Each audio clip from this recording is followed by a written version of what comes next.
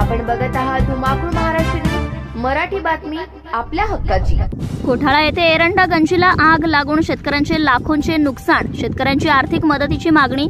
नायगाव तालुक्यातील कोठाळा येथील शेतकरी मारोतराव किसनराव कोठाळकर यांच्या एरंडा गंजीला आग लागून शेतकऱ्यांचं लाखो रुपयांचं नुकसान झालं आहे।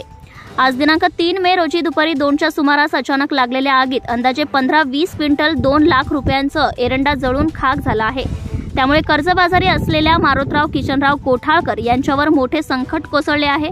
त्यांनी शासनाने झालेल्या नुकसानीचा पंचनामा करून आर्थिक मदत करावी अशी मागणी केली आहे।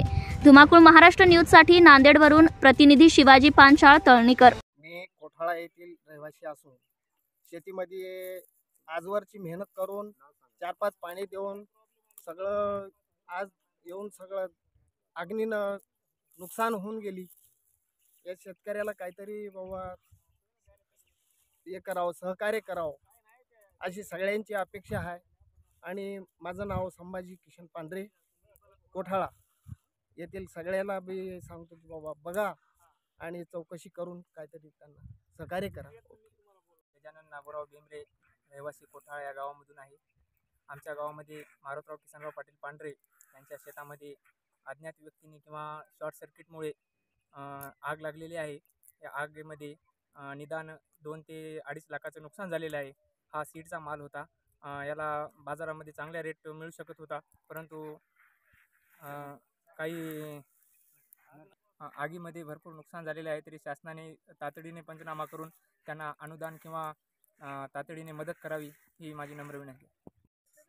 कोठाळा येथे मी भगवान व्यंकटराव डांगे, सरपंच प्रतिनिधी।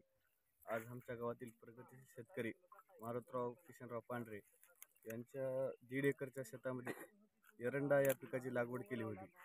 आज काल 12च्या सुमारात आग लागून ती पूर्ण गंजी जळून खाक झाली। त्यांचं खूप नुकसान झालेलं आहे, 2 लाखाच्या जवळपास। तर शासनाने त्यांना योग्य ती मदत करून त्यांना सहकार्य करावे। आपल्या परिसरातील ताज्या आणि महत्त्वाच्या बातम्या पाहण्यासाठी आजच आपल्या धुमाकूळ महाराष्ट्र न्यूजला YouTube वर सबस्क्राइब करा आणि बेल आयकॉन प्रेस करा।